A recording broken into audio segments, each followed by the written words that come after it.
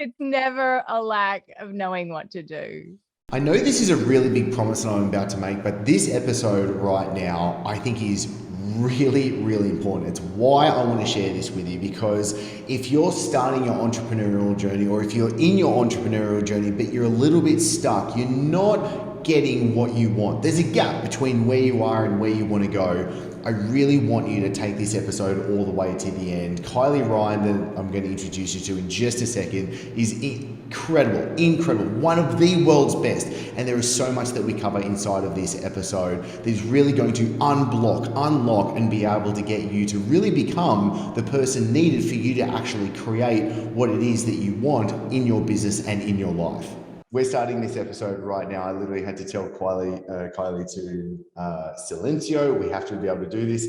It's never a lack of knowing what to do. The reason why I'm sitting down with Kylie right now, well, two reasons. One, I absolutely love and adore her so much, and every time I chat with her, I become a better person, and I'm pretty sure you're going to be able to do that right now as well. But also, I think there's some really key fundamental issues / problems / challenges / things that are holding you, me, and us back when it comes to building a business that it is that we really want. And something that I'm hearing in the businesses that we run is a case of these fundamental problems that we have to solve right now, because especially, and this is what I was just saying, Kylie, before we hit the record button, was I can literally give you everything that you need for you to be able to run your successful business. Like literally give you the systems and actually install them into your business.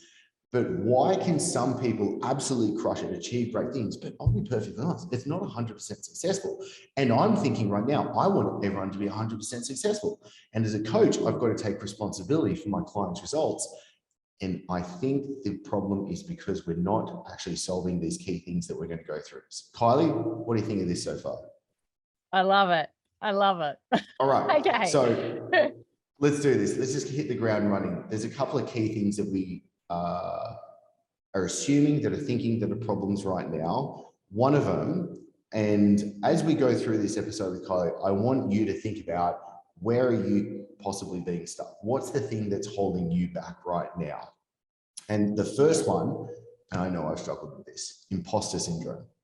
And so when I think of these key, let's call them mindset problems, and I'm definitely going to steal this directly from the words of Kylie. So for me, mindset is defined by the lens in which we see the world, that defines the world that we live in. Okay.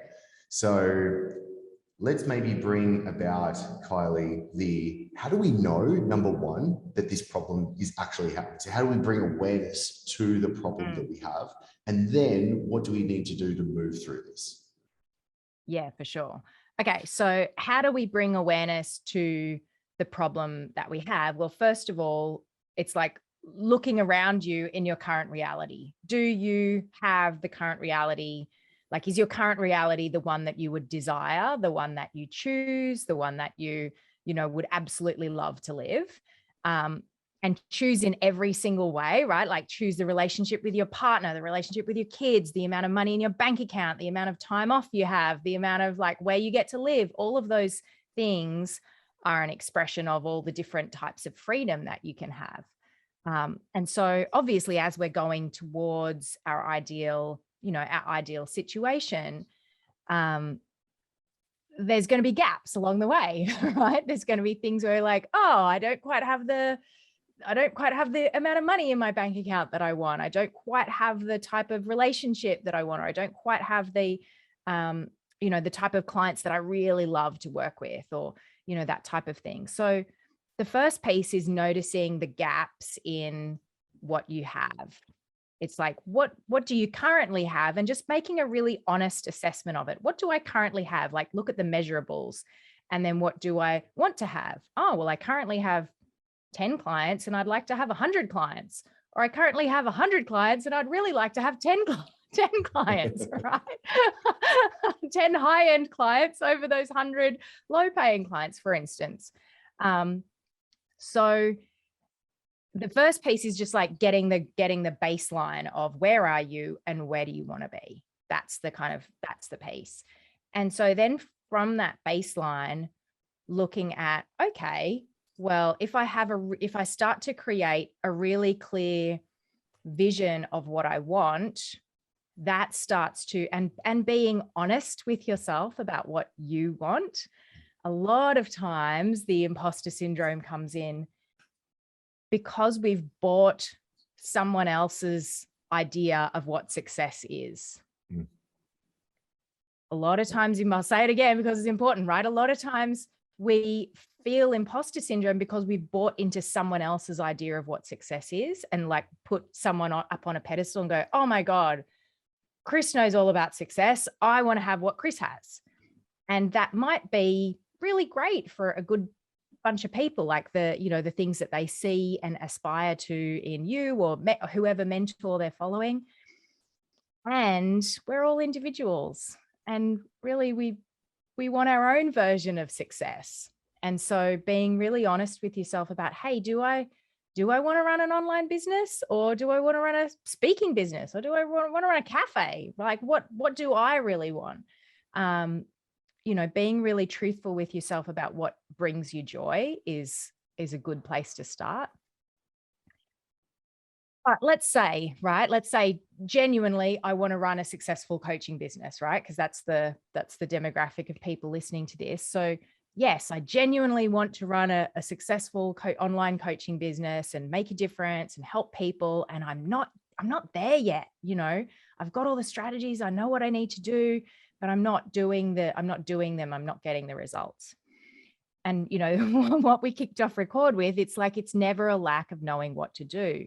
Just like with weight loss or fitness, it's not rocket science. It's like, eat well, exercise, drink water, sleep. If you get those like big four down, you pretty much can get like a good chunk of your results. Everything else is just, tweaking.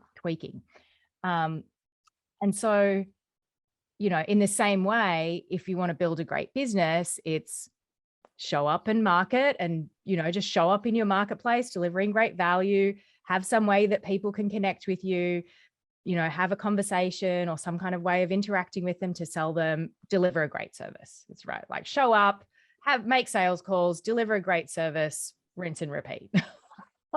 That's it. You can run a great business with that.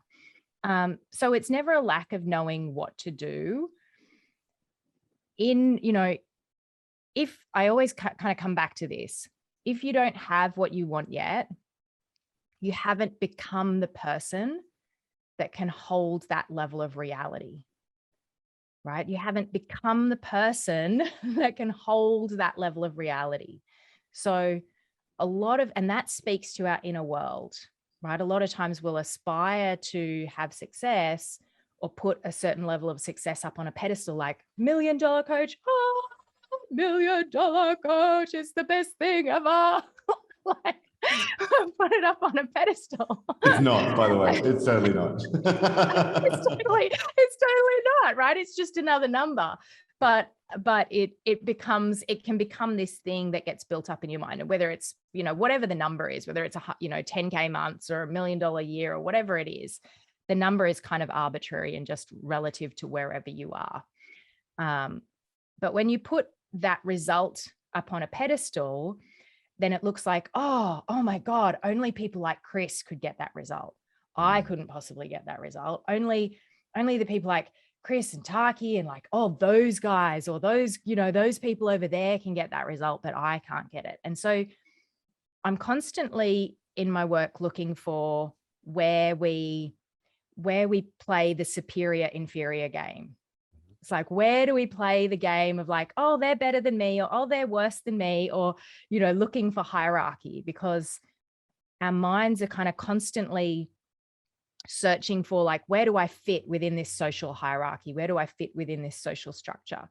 And it's an older paradigm, win-lose mentality that drives that. It's like, who's better? Who would win in a fight? Who would win in business? Like, who's going to get that client? Like, there's a scarce amount and we've all got to fight for scraps. And that's the kind of the win-lose zero-sum game that, the finite game thinking.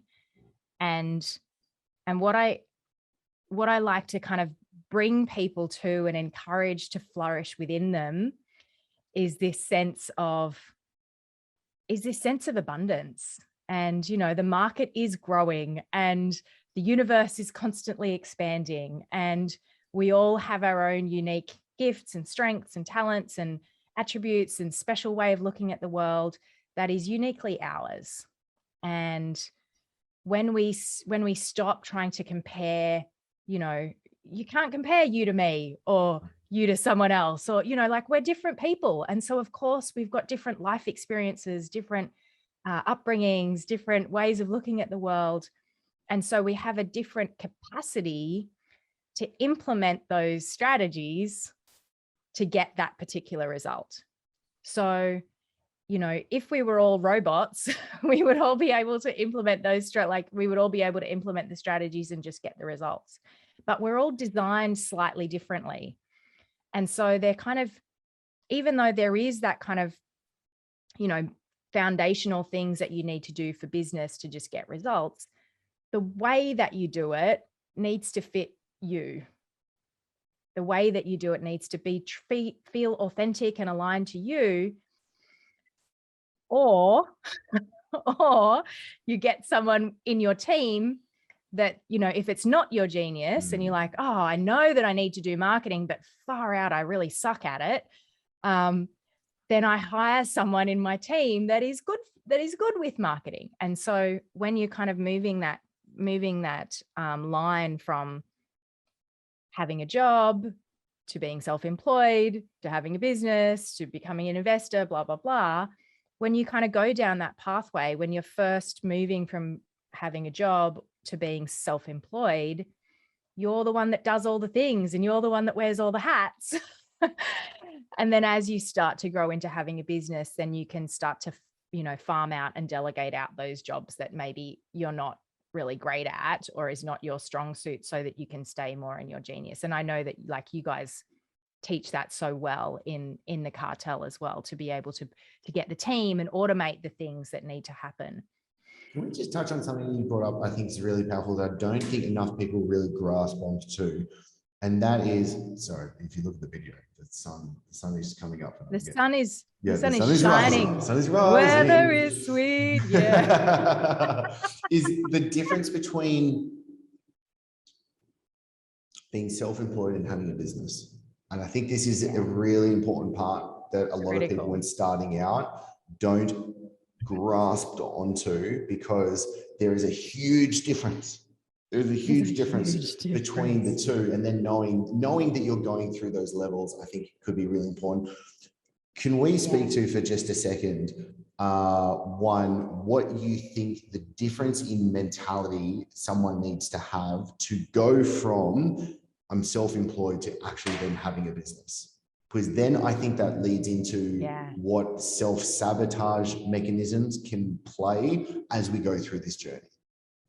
For sure.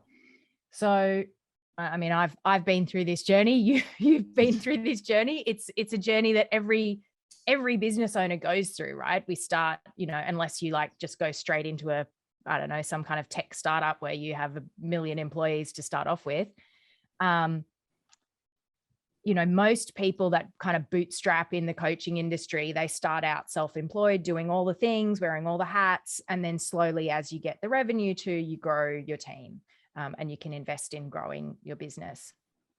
So there's a couple of like really huge shifts here between being self-employed to running your own business. And, the biggest thing, even just like if we take a step back from being an employee to being self-employed, that's a huge leap in and of itself. It's almost like, it's as big as the leap from child into adult, because, when you're in a job, then your boss is responsible for your wage, and whether the business is doing well or not, while you're under contract as an employee, the boss has to continue to pay you unless you do the wrong thing and you get fired, or the business can't afford you and you get, retrenched or whatever. So when you're in a job, then the boss is responsible for your security while you're there and paying you your wage. And so then when you move into becoming self-employed, that's a terrifying leap, because then you're responsible for your security. You're responsible for putting food on the table and making sure that income is coming in. And so there's this kind of scrappy, do it all yourself, work hard. If I need to make more money, I'll just work harder type of mindset that really operates in the sole trader, self-employed type of space. You and a VA maybe is like kind of still in this space of like, I'm just going to do it all myself. I've just got to work harder. I'm the one that's got to show up and do the videos and do the thing and make the landing pages and coach the clients and send the invoices and make sure the invoices are paid. All the things. And so you often end up, working, right? So true, right? So you often end up working super late and like really burning the candle because you're building something. And so when you're self-employed, it can be tricky sometimes to get the breathing and mental space to take a step back and go, oh, what am I building?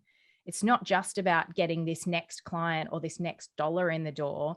What am I actually investing all of my energy into? Well, I'm growing something within the marketplace. I'm growing an idea of me. I'm growing an idea of me that exists in the minds of my clients and my followers that can live without me being directly there. Every time we shoot a video, every time we write a piece of content, we're creating and investing into an asset or an entity that will start to become the business. But a lot of people, I think, don't consciously have that awareness at the start. It's just like, oh, I just need to get clients, just get some clients in the door so I can pay my rent and feed my kids. And so the shift is starting to become aware, like it's taking that meta step or that step back.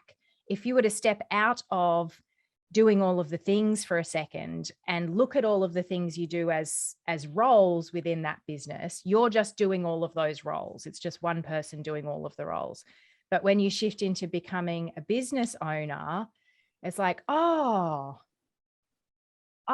there's a thing that's not me that can start to drive revenue. That we're building an organism or a machine. I prefer an organism, but some people like, I'm building a cash machine, or I'm building I'm building something that's going to be able to make revenue and serve clients without me being there. And so then that shift is, I can't help it but think in chakra systems. It's like, oh, where is the energy level playing out here? So when you're in the soul trader, it's like you in the solar plexus, you're doing all the things, you're like running around like a crazy person, you've got the goals, you're doing the goals, you're ticking off the goals, you're exhausted at the end of the day, that type of thing. And so as you move up to become a business owner, you kind of move up the power levels and start to become more, you get out of the day-to-day. It's like, oh, I really don't like doing this bit of the business. I'm going to hire a PT to help me do this bit, or I'm going to hire a marketing person to help me do this bit. And so you start to hire consultants or contractors or staff members, maybe part-time, that can start to help you with some of those pieces. And so the business starts to get other people then investing energy into it that's not you. And so then it starts to become a thing of its own. And so then your job as the business owner is to step up through the business to become more visionary. It's almost like you then become the head of the business. You become the head that's having the vision, getting the insights and the ideas and communicating that to your team. And then the team is the arms and legs of the business that's doing the things. And that's a huge leap in itself as well, because then you need to, there's a whole bunch of things. It's like, be able to trust other people, be able to communicate your ideas, be able to trust yourself enough that you've got good ideas or you've got something valuable to say. Like, it's a whole different level of, oh God, now I've got other people that are investing in my vision and my words and, what I have to say in the world. So that, that terror that happens when you first go to press post on some controversial thought or vulnerable thought that you want to share with the world is like, oh, that level of choked up that you get when you go to press post and reveal those thoughts to the world, that just happens on a slightly bigger scale, because now you've got all these other people that are involved in the dissemination and the sharing and the value delivering of your idea. I love Did this. that answer your question? Yeah, no, dude, Kylie, this is so good. And I think this is so valuable for all coaches to consume. Like, I really feel like before starting a program, before really getting into the journey of this is something that we need to consume. I wish I was listening to something like this at the very start of my journey, because it gives me the foresight and awareness to see, well, what problems can arise. So if we think about the imposter syndrome and, okay, that's something that could come up, and how can I be aware of it? How do I now work through it? The being state, so how do I go, do you know what I mean, from an employee to an entrepreneur, that we've just covered as well. I think another part of this is wealth blocks, and especially when it comes into starting to have to invest in yourself and your business. And I think this is a huge problem that so many coaches fall into. That is, okay, I've just dropped some cash for a coaching program. Oh my God. I need like an ROI on this, like tomorrow. Instantly. Yeah. Okay. Well, that's never going to happen to start off with. Never Like, going to this happen. is something that has to compound. And I definitely think when it comes to this, a lot of people don't think in long enough time horizons. So they're not thinking about, hey, if I invest today, what am I actually reaping in 12 months? But what about 3 years? What about 5 years? What about 10 years? Boom. Oh my God, like this really compounds out. And I had a coaching session with a small group yesterday, and I said, all right, what's the difference between the income that you're going to have from today in 12 months time, right? Let's just say you're going to earn an extra 100 grand, okay, just in the next 12 months. If you only grow at 10% a year from that point, so you beat market rate and you grow 10% a year, in 10 years time, you're earning so much more money, so much more from the things that you did by investing today. Exactly. I mean, oh my God, this is like so paradigm shifting when we understand this. So when it comes to wealth blocks, Kylie, what are the wealth blocks? What the hell is a wealth block? And what the hell is it? What the hell is it? And how do we actually get through it? Yeah. Okay. So there's like, this is a whole rabbit hole in itself, but I'll just give you like the big picture overview of it. So wealth blocks are the internal resistance or triggers or trauma that we have, or beliefs or values, imprints that we have from our childhood, our culture, our experiences, the like shit that we've gone through, that would cause us to resist receiving, holding, or growing our wealth. So we can have wealth blocks on a bunch of different, like any number of those kind of places. And so it, and it does tie into imposter syndrome, but it's like speaks to the ways that we block ourselves from receiving wealth. And there's a really interesting piece here. Like there's so many things I want to like dive into from what you said. The piece here is like when you're starting a business,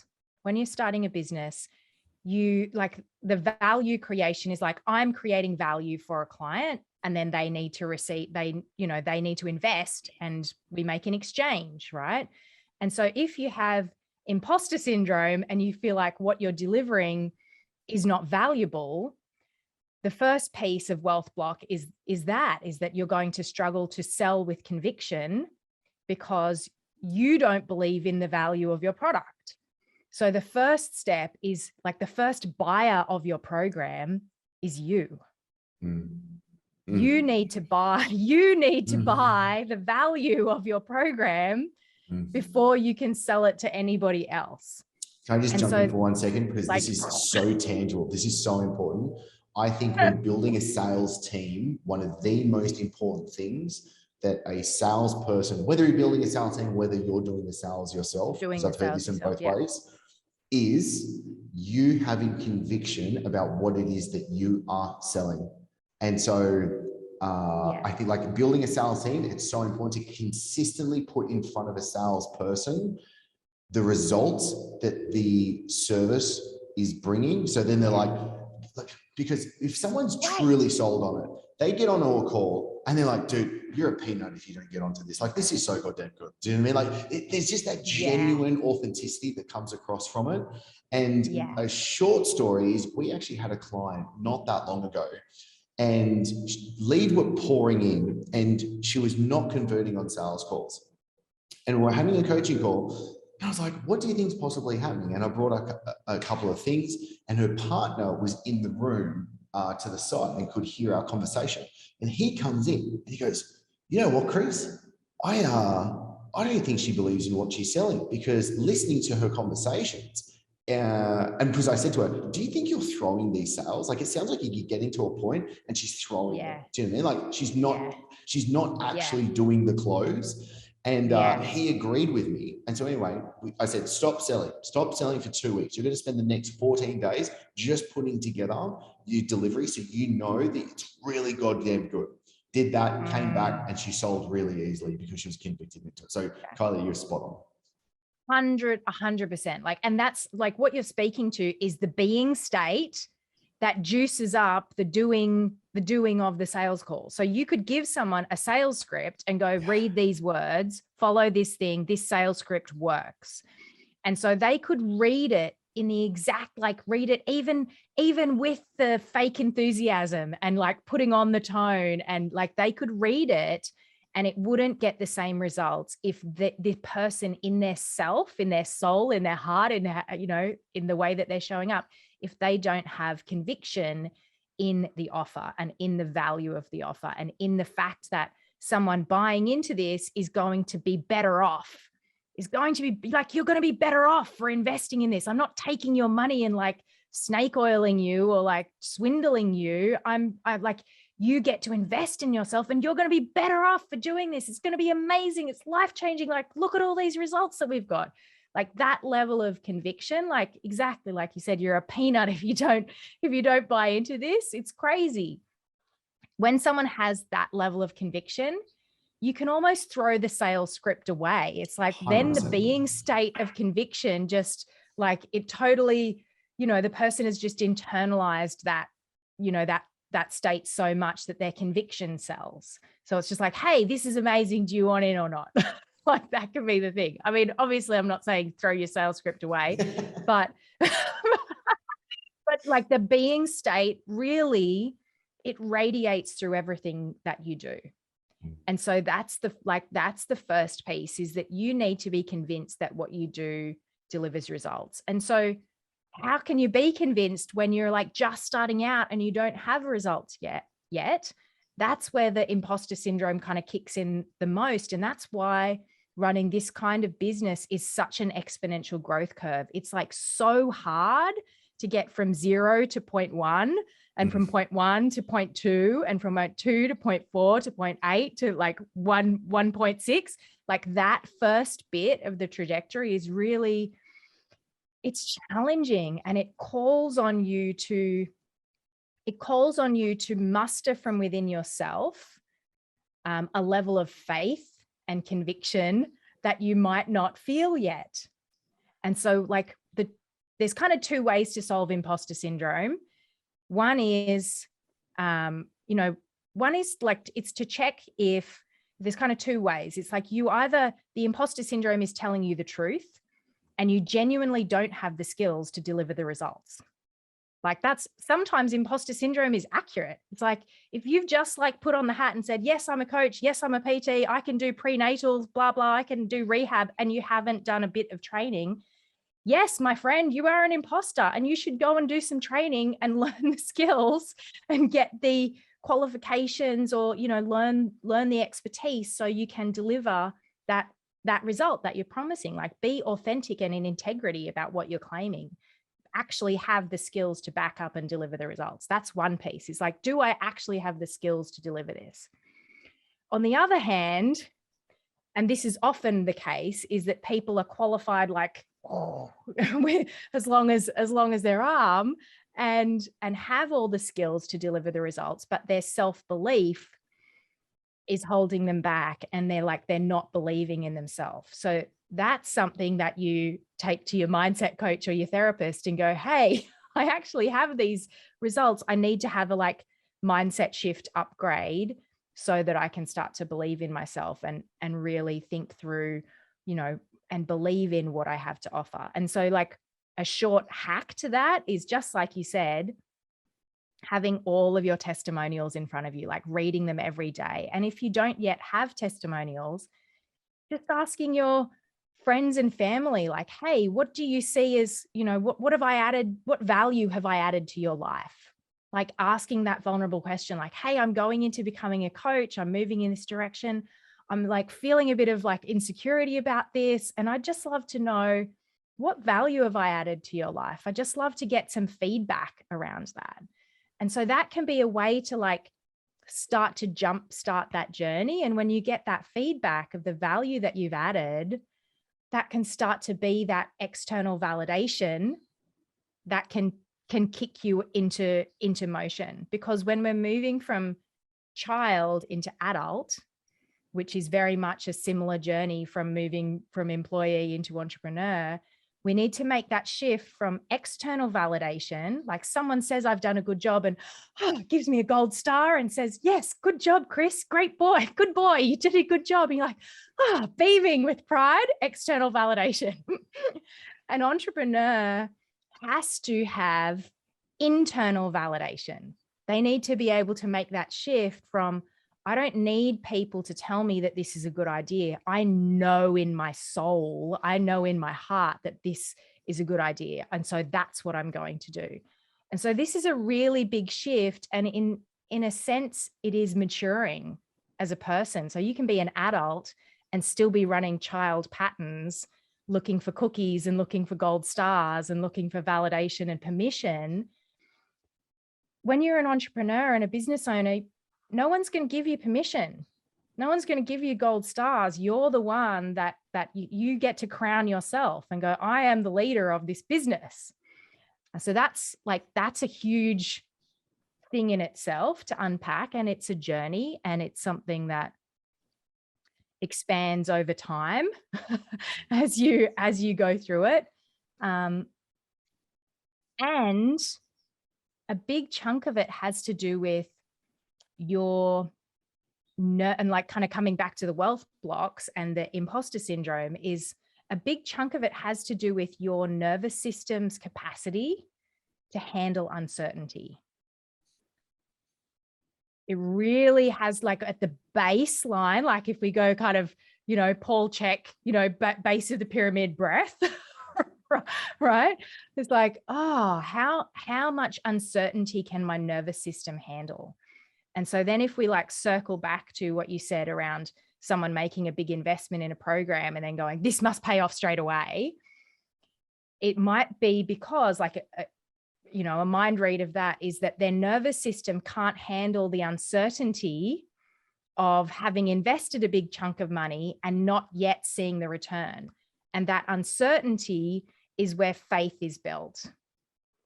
That uncertainty is the crucible is the crucible within which your conviction is formed, because you have to like disregard all of the outside stimulus and find that fire of truth within you that says, yes, I want to do this. Yes, I have something of value to offer. And that's where like you have to be able to hold point for that, even in the face of uncertainty, even in the face of no money in your bank account sometimes, even in the face of debt or, you know, clients leaving or, you know, staff leaving or having, you know, your ability to weather those storms inside yourself and keep going and not have a like breakdown is, you know, that's one of the biggest factors in your ability to have success as an entrepreneur, is like, how much uncertainty can I hold within my body and continue to stay relaxed and calm and move with it? It's like, you know, in the boxing ring, it's like, how many hits or challenges or obstacles can I take and overcome and continue to stay in the game? I'm just going to pause there for a second. No, this is brilliant, dude. Brilliant.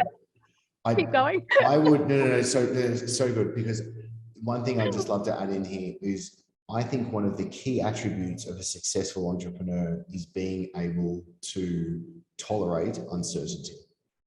I think that is 100%. one of the key, The key attribute. one of the key arrows in the, do you know what I mean, arsenal. It's just so true. And I think about it as well, is if someone hasn't gone through that, or if you're going through that right now, I really want you to think about it. The way I think about it is I think of it like I'm getting tested.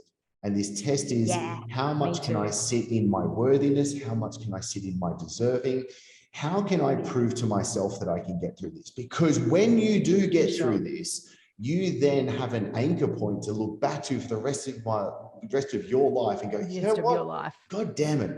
That was amazing what I did. Like, I think back into numerous, when I moved from Sydney to Dubai, I slept on a couch for 3 months building that business. And I look back fondly to those 3 months, working around the clock, absolutely bleeding through my eyes.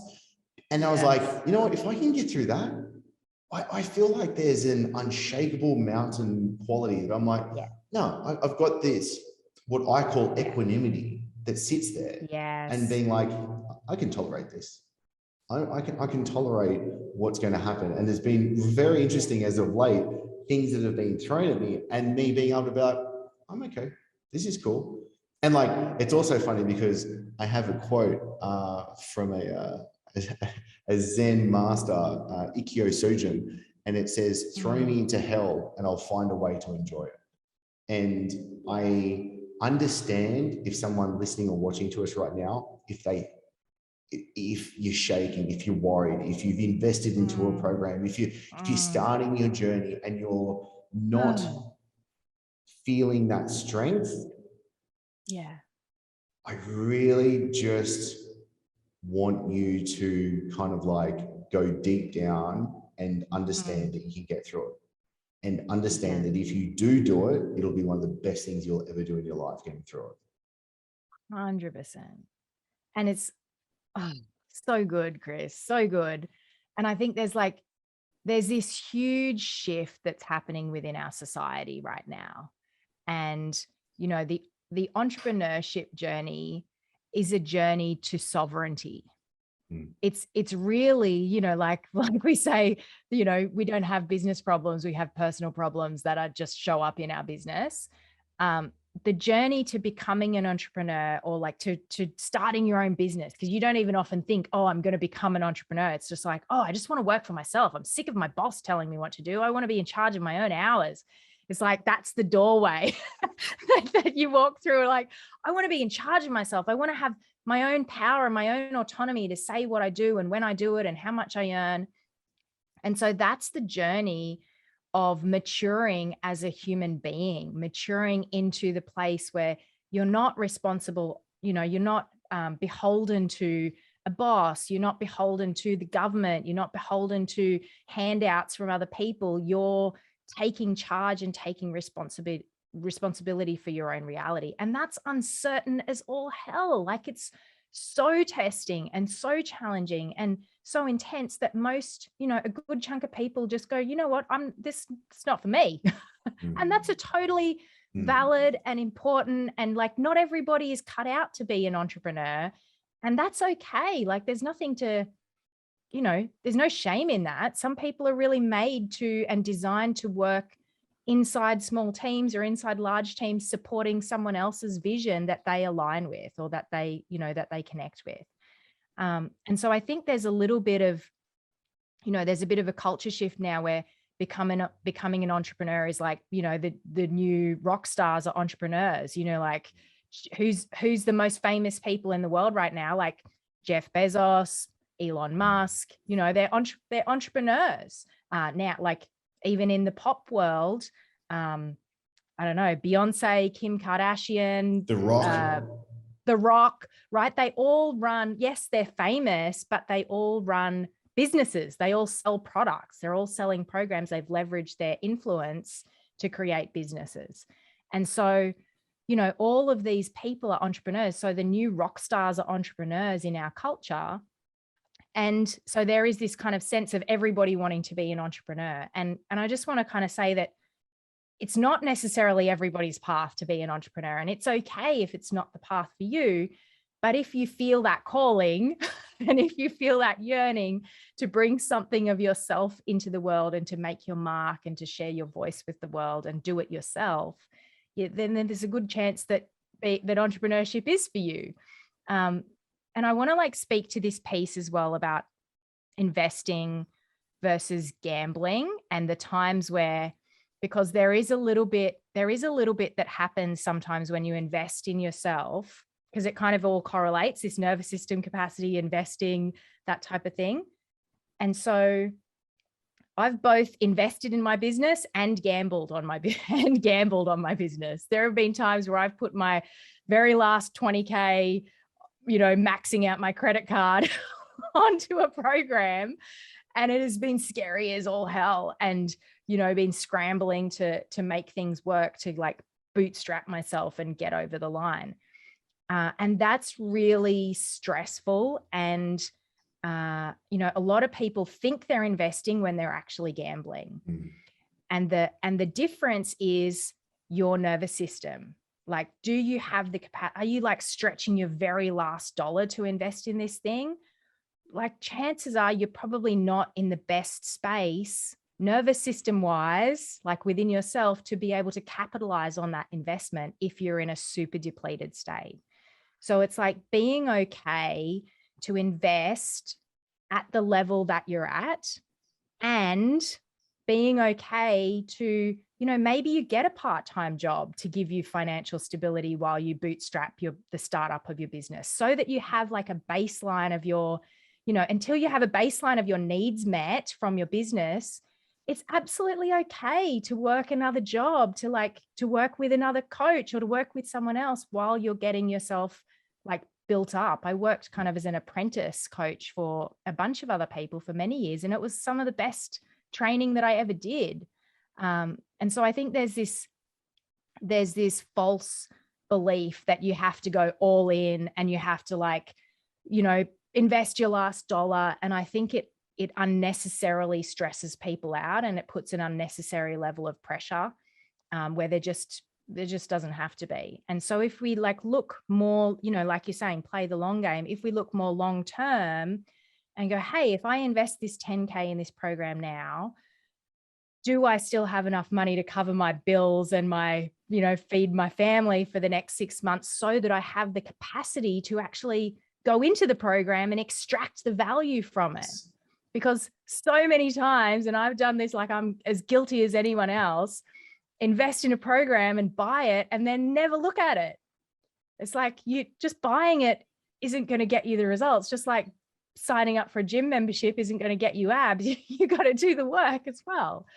So it's investing the money, but also investing the time and the energy and the effort to extract the value from that investment and to follow the strategies and to do the things. And this kind of circles back to, to what you're saying at the start. Why do, if I give people all the strategies, why do they not do it? Why, you've invested in this, why are you not doing the thing that I'm telling you is going to get you the result? It's kind of crazy. And I think a big part of it is capacity. And the other part is internal blocks that stop people from being able to step into that level of success. It's like some people just don't have the capacity to do the things and implement the things. And the wealth blocks then can kind of handbrake us from being able to expand into the person that we're wanting to be. It's almost like there's an internal conflict. Consciously, I want to get this goal, but unconsciously, I might believe that if I become a wealthy business owner, all my friends will think I'm a jerk, or I'll become some rich capitalist, and I've associated rich capitalism with, I don't know, the raping and destruction of the earth or something. So, I don't want to be like that. I think it's like there's so many times where we can have unconscious handbrakes that we don't even realize are there. And, that's why I love mindset work so much, because when you unlock one of those things, it's like setting a setting a lightning rod on fire. It's like, sometimes it's just like taking off that one handbrake, and then all of the strategies and all of the things start to really flow and fall into place. I love this. I've just realized the time. This was going to be 30 I minutes. know. It's gone way beyond. So there's one more point I really want to cover up, but I adore you and I love you, Kylie, and this is so good. And I think one thing that keeps popping into my mind as we have this conversation, and that is the point of, what is the story that you are telling yourself? What is the story that you're going to look back on and say, I did this, I am this person. And I think this is so important. Like okay, so for example, I had a kickboxing session yesterday, and the trainer that I have the privates with, he just nailed, my ass is handed to me. And I was in one round and I was hurting. Like, if I had anything in my stomach, I would have been throwing up, but thankfully I was fasted. And I was just like, no. And I know I'm the only person that knows if I didn't put 100% in. Like, you can drop it back to 90, you could drop it back to 80 to try and have a little bit in reserve in the tank. Yeah. And I was like, no. And I did it. I put my absolute best effort in. I was literally keeled over on the floor after it. But the story that I told myself was, I am not someone that is not going to put 100% in.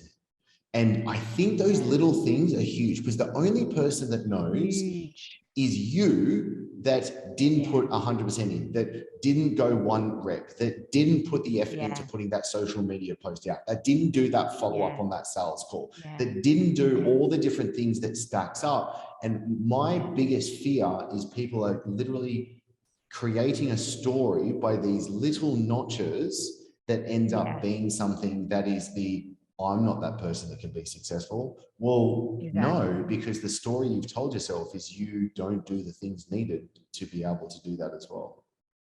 100%. And I think that's so valuable. And it's like, that's the difference. I always try and like balance and walk the line between grit and compassion. It's like, strength of compassion in like being generous and caring, and also like, hey, hold the line and just like step the fuck up sometimes.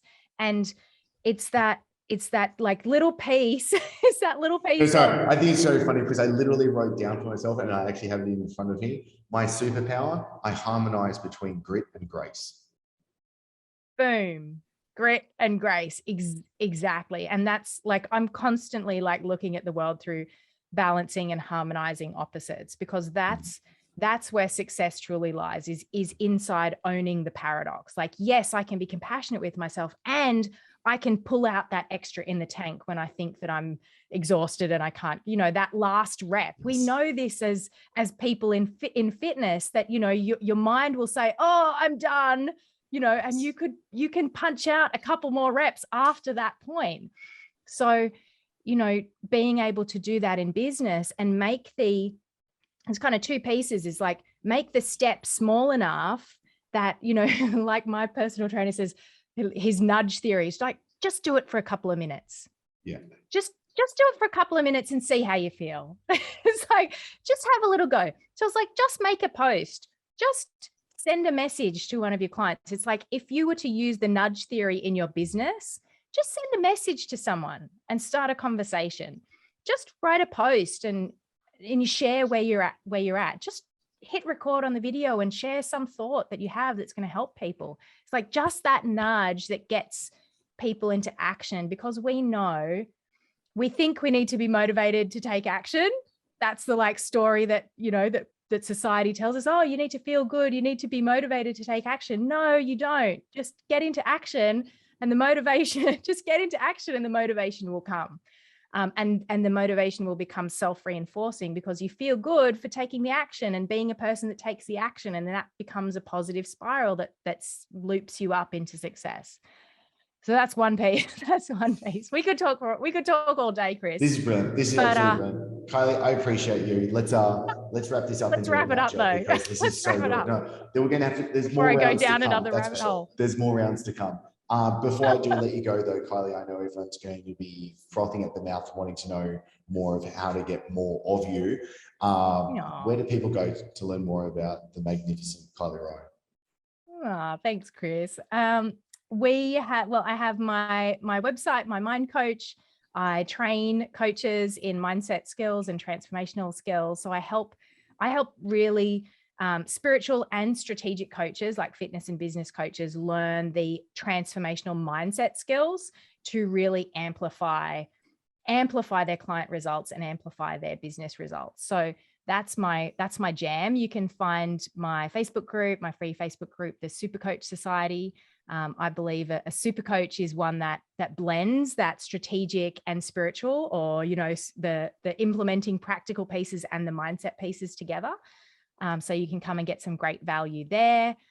I think that's probably the best place to start, is like, come join my Facebook group, hang out and get some things. And if you want to read, actually for fitness coaches, my blog, my Mind Coach, has hundreds and hundreds of weight loss and health and mindset articles from all of the 18 years that I've been coaching. So you find a treasure trove of resources in there if you care to look. Wealth of knowledge. Kylie, I genuinely appreciate and love you so much. Thank you so much for sharing this. It's been so good. I want to make sure every coach legitimately uses what we've been able to put together today. Yeah. And so I think you're amazing. I'm looking forward to chatting with you soon.